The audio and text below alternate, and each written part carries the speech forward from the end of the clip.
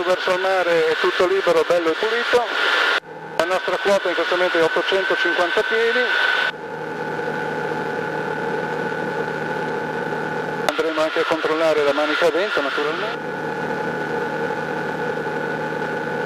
Allora la manica a vento è praticamente fitta.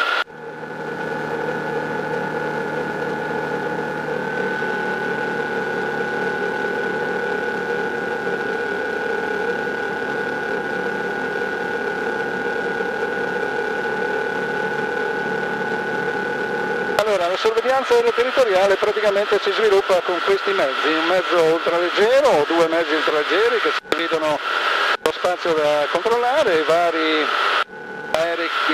piloti di paramotore e poi un supporto importante sono i piloti di drone che vedremo in un secondo tempo. Allora, siamo in sottovento.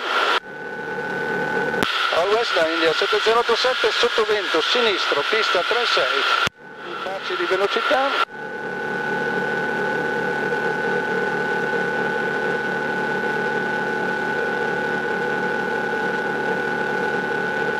Siamo a 4400 giri, la velocità di 140 all'ora, a metà sottovento rallentiamo e siamo fuori flaps. Per 4000 giri.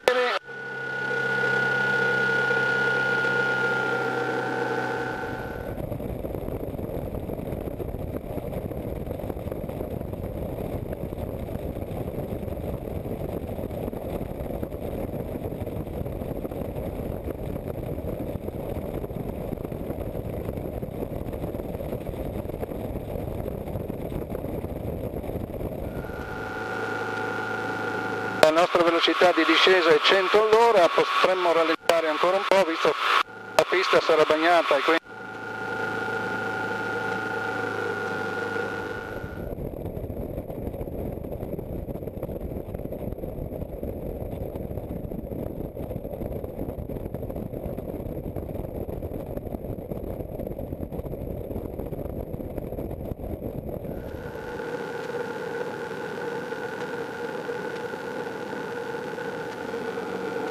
sosteniamo un po' 90 all'ora.